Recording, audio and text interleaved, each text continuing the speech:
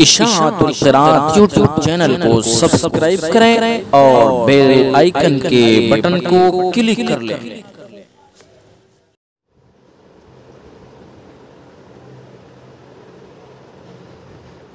بسم اللہ الرحمن الرحیم۔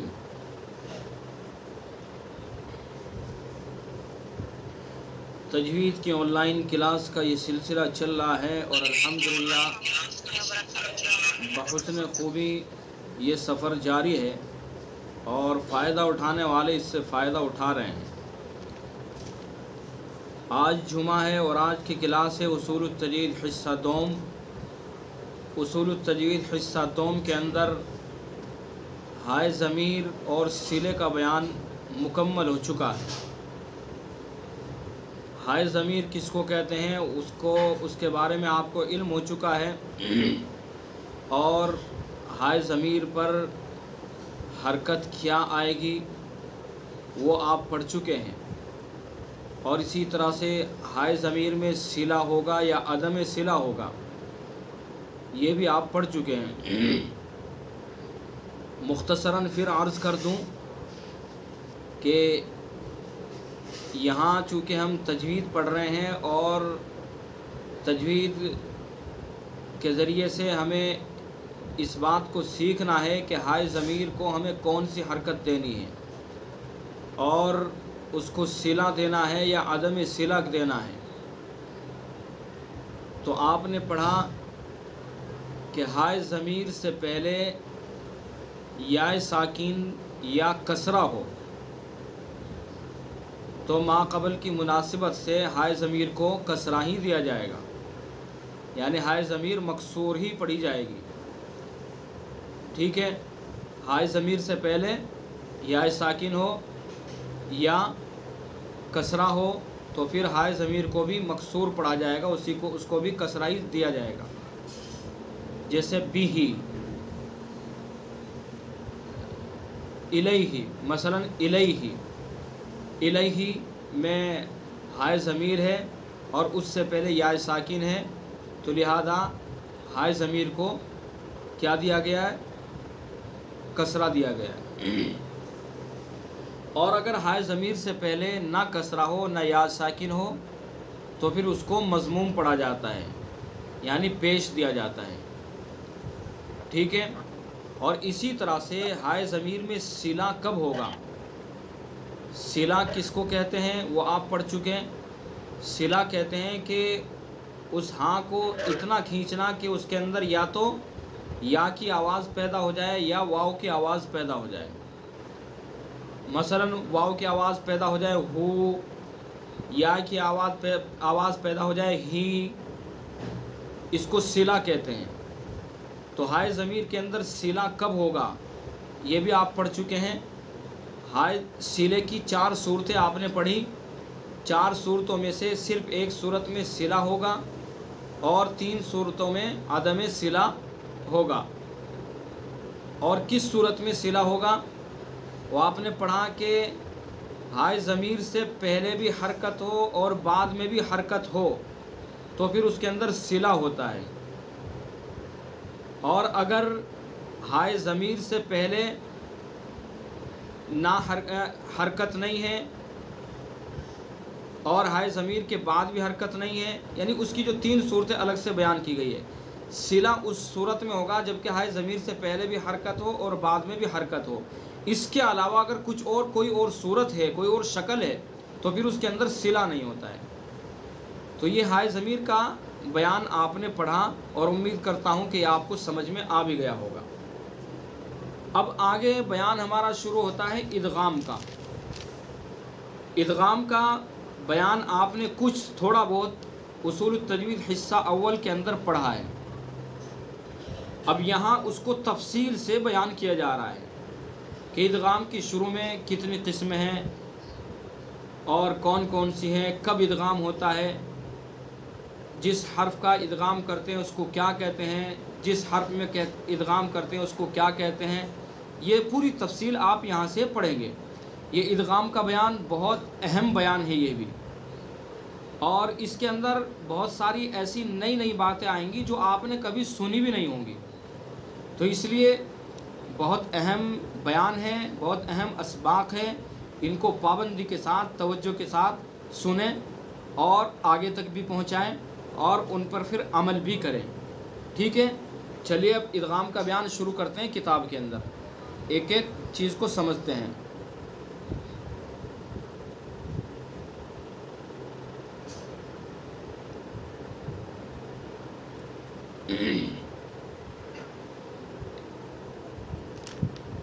یہ آپ کی اسکرین کے اوپر ادغام کا بیان.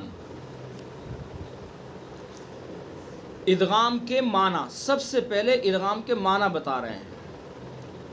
ادغام کے معنی، حالانکہ اصول التجوید حصہ اول کے اندر بھی آپ پڑھ چکے ہیں، یہاں پھر اس کو دہرا رہے ہیں. ادغام کے معنی ایک چیز کو دوسری چیز میں داخل کرنا، یہ ادغام کے معنی ہے. ایک چیز کو دوسری چیز کے اندر داخل کر دینا، یہ ادغام کہلاتا ہے. یہ لغوی معنی ہے اس کے. تعریف کیا ہے ادغام کی؟ تجوید کے اندر ادغام کس کو کہتے ہیں؟ ایک حرف کو دوسرے حرف میں اس طرح ملا دینا کہ دونوں کا ایک حرف مشدد ہو جائے اور زبان دونوں کو ایک ہی مرتبہ ادا کرے. یہ ہے ادغام کی تعریف، کہ ایک حرف کو دوسرے حرف میں اس طرح ملا دیں کہ دونوں حرف کا ایک حرف بن جائے، ایک حرف مشدد بن جائے، اور جب ادا کریں تو دونوں کو ایک ہی مرتبہ ادا کریں. یہ ادغام کی تعریف ہے، اس کو ادغام کہتے ہیں کہ ایک حرف کو دوسرے حرف میں اس طرح ملا دیں کہ دونوں کا ایک حرف مشدد بن جائے. بات سمجھ میں آ رہی ہے؟ مثالوں سے آپ سمجھ لیں گے آگے چل کے. اور ویسے آپ نے ادغام کا بیان پڑھا ہے، آپ کی سمجھ میں آ بھی رہا ہوگا، ایسی بات نہیں ہے. جیسے من ربی،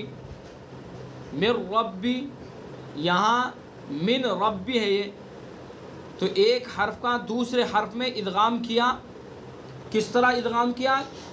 کہ دونوں کا ایک بنا دیا. من ربی ایک بنا دیا، یعنی دو حرف ہیں، دو حرف کو ایک حرف مشدد بنا دیا. من ربی پڑھا جا رہا ہے. اور تفصیل سے آپ آگے سمجھ لیں گے اس کو اور اچھی طرح سے. تو یہاں ادغام کی تعریف آپ یہ ذہن میں رکھیں کہ ایک حرف کو دوسرے حرف میں اس طرح ملا دینا کہ دونوں حرف کا ایک حرف مشدد بن جائے، اور جب زبان سے ان کو ادا کریں تو ایک ہی مرتبہ ادا کیا جائے. ٹھیک ہے، یہ تو ہوئی ادغام کی تعریف. پہلا حرف جو ملایا جاتا ہے اس کو مدغم، اور جس میں ملاتے ہیں اس کو مدغم فی کہتے ہیں. یہ باتیں بھی یاد رکھنی ہیں آپ کو. اب آگے مدغم اور مدغم فی اس طرح کے الفاظ استعمال ہوں گے، اور کہیں بھی آپ ادغام کا بیان پڑھیں گے عربی کی کتابوں میں یا کہیں بھی، تو وہاں مدغم مدغم فی یہ چیزیں استعمال ہوتی ہیں. تو اس لیے یہ یاد رکھیں، پہلا حرف جو ملایا جاتا ہے، جو حرف جس حرف کو ملایا جاتا ہے اس کو مدغم کہتے ہیں، اور جس میں ملاتے ہیں اس کو مدغم فی کہتے ہیں. جیسے من ربی، ابھی میں نے مثال دی، من ہے، من ربی، تو من میں جو نون ہے، نون کا را میں ادغام کر رہے ہیں نا، تو نون کو جو ادغام میں ملا رہے ہیں، جو نون کو را میں ملا رہے ہیں، تو اس میں من میں جو نون ہے پہلا حرف، یہ کیا ہے؟ مدغم. بھائی اسی کو تو ملا رہے ہیں نا اس کو اگلے حرف کے اندر، تو اس کو مدغم کہتے ہیں.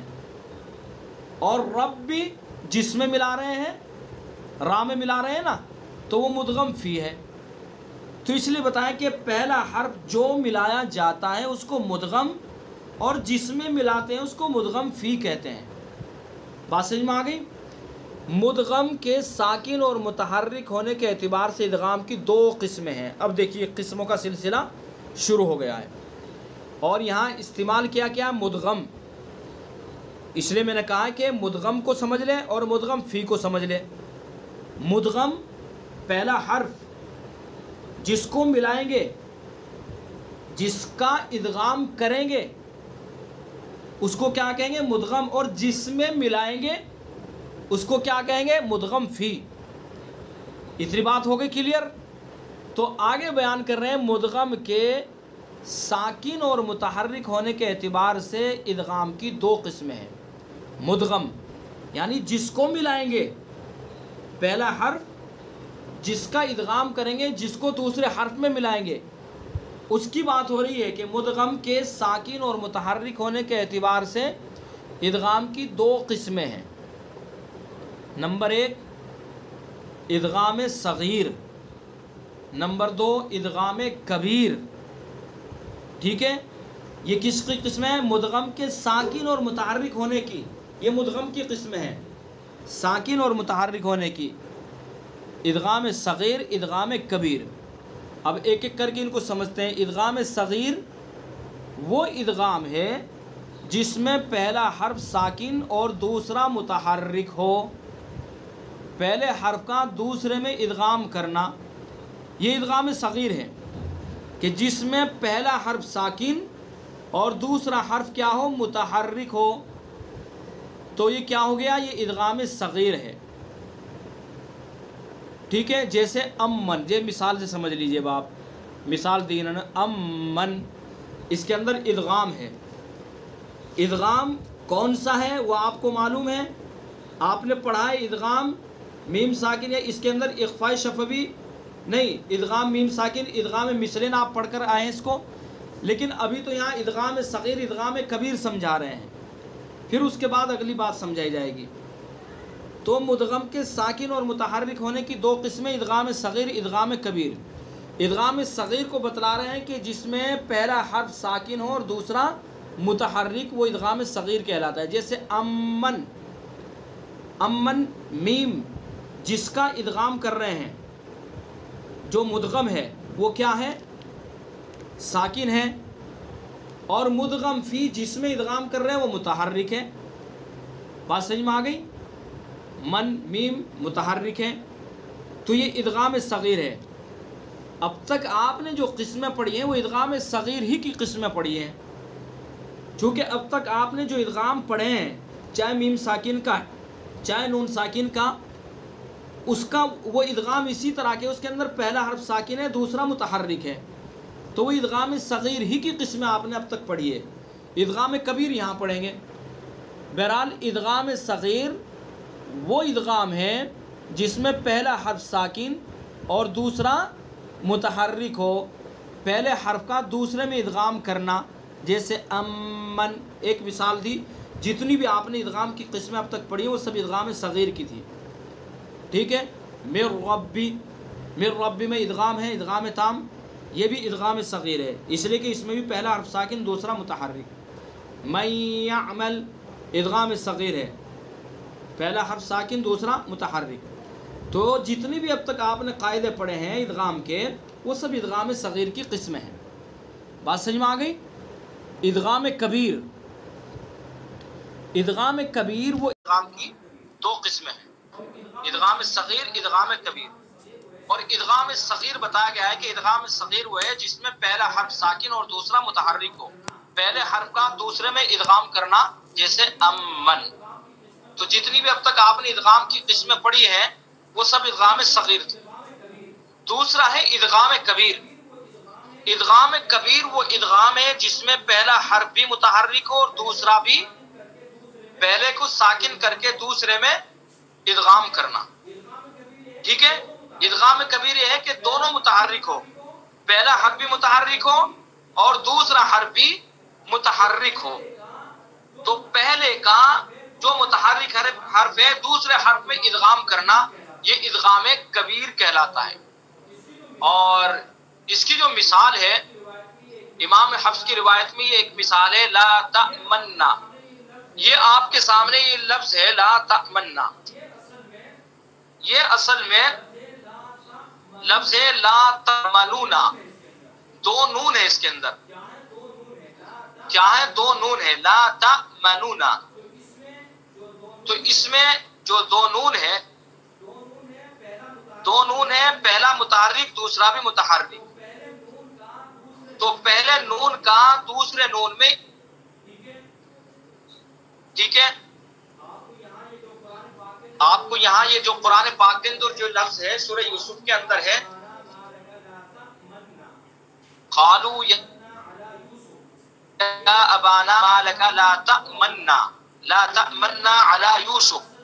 یہ لا تأمنا ہی لکھا ہوا ہوتا ہے، لیکن یہ لا تأمنا اصل لفظ نہیں ہے بلکہ لا تأمنونا.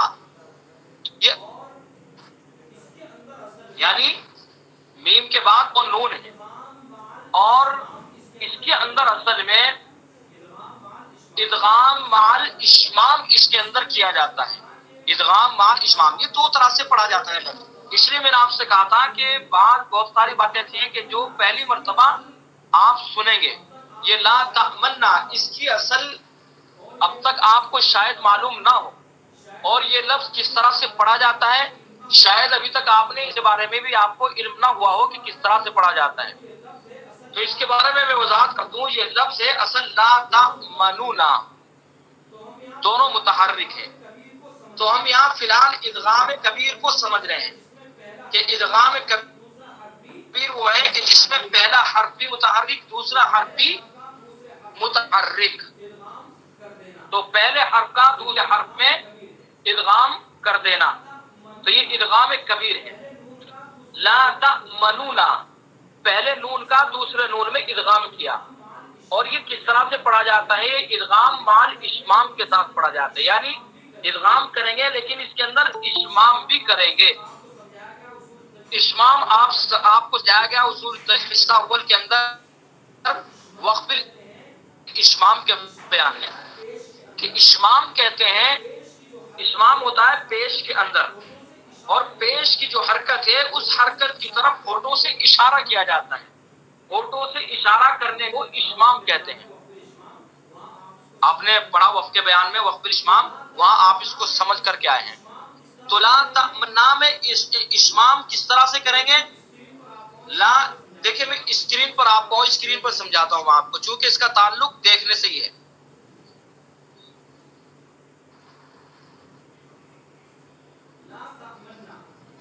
لا تأمنا یہ لفظ اس کو جو پڑھا جاتا ہے ادغام مال اشمام کے ساتھ. اشمام کس کو کہتے ہیں آپ کو سمجھایا گیا.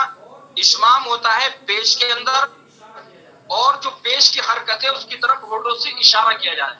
تو ہم اس کو کس طرح سے پڑھیں گے؟ قالوا یا ابانا ما لک لا تأمنا، لا تأمنا.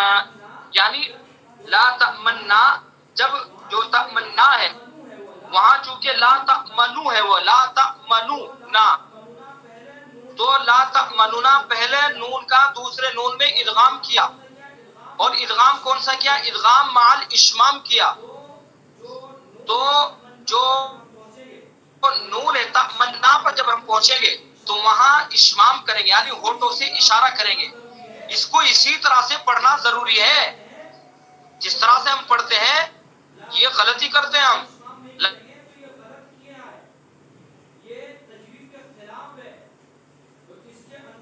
لا تأمنا اشمام نہیں کریں گے تو یہ غلط کیا ہے. یہ تجوید کے خلاف یہ لفظ دو طرح سے پڑھا جاتا ہے، ایک تو ادغام مال اشمام کے ساتھ لا تأمنا، لا تأمنا، یعنی یہاں جا کر کے ہونٹوں سے اشارہ کریں گے لا تأمنا. صحیح مانے نا آپ کو بات؟ اگر ہم نے اس طرح سے پڑھا لا تأمنا ہونٹوں سے اشارہ نہیں کیا تو یہ غلطی ہے. اس غلطی کی اصلاح کرنے کی ضرورت ہے. اس لیے میں نے کہا، اور اس کے اندر اکثر لوگ غلطیاں کرتے ہیں، اکثر لوگ، اور وہ غلطی اس لیے کی جاتی ہے کہ قاعدہ پڑھا ہوا نہیں ہے، تجوید پڑھی ہوئی نہیں ہے. تو اس لیے میں نے کہا ہے کہ بہت ساری چیزیں اس کے اندر ایسی ہیں کہ جو پہلی مرتبہ ہمارے سامنے آ رہی ہیں. تو اس کی مشق کی جائے گی، مشق کرنے کے ساتھ یہ حرف ادا ہوگا. تو کس طرح سے پڑھیں گے؟ لا تأمنا، لا تأمنا، ٹھیک ہے. قالوا یا ابانا ما لک لا تأمنا، بات سمجھ میں آ رہی نا؟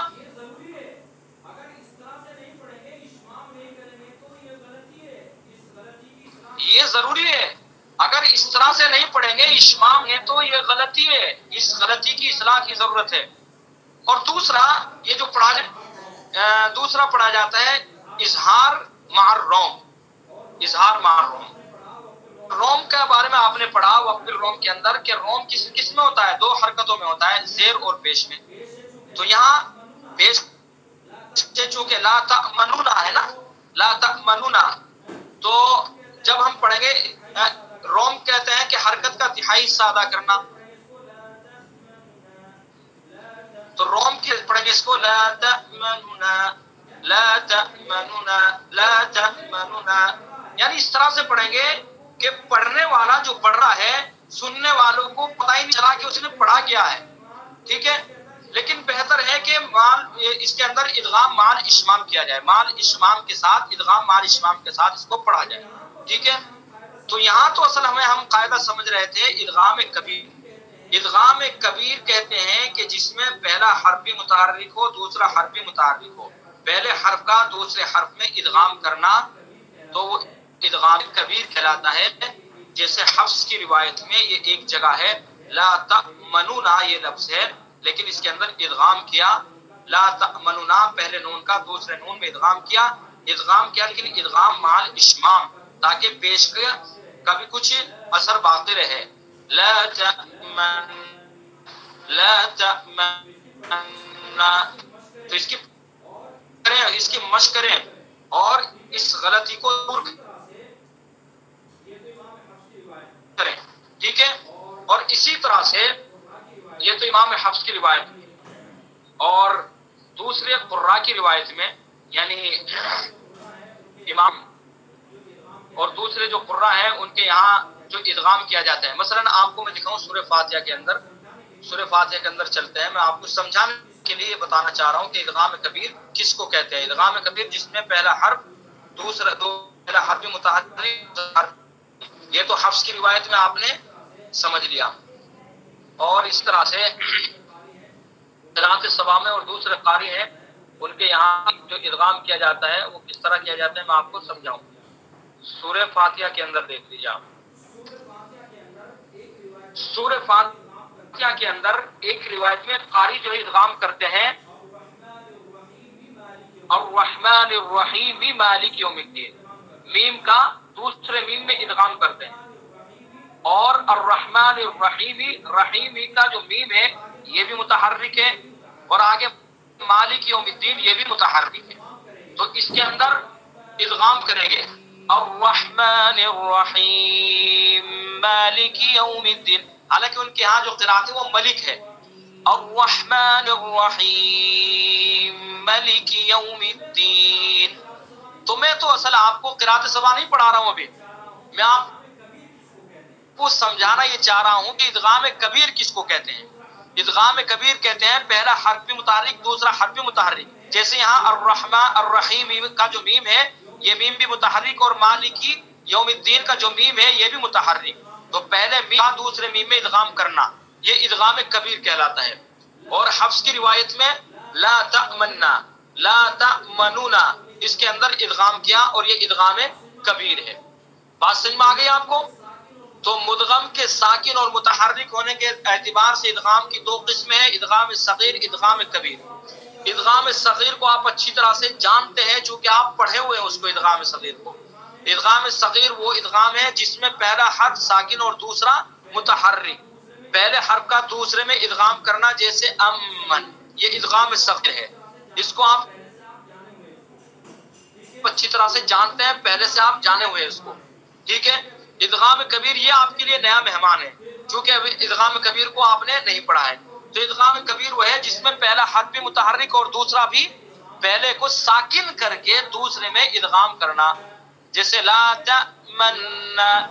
ٹھیک ہے، تو لا تأمنونا پہلا نون بھی متحرک دوسرا بھی متحرک، تو پہلے کا دوسرے میں، پہلے کو ساکن کر کے دوسرے میں ادغام کر دیا اور ایک بنا دیا دونوں.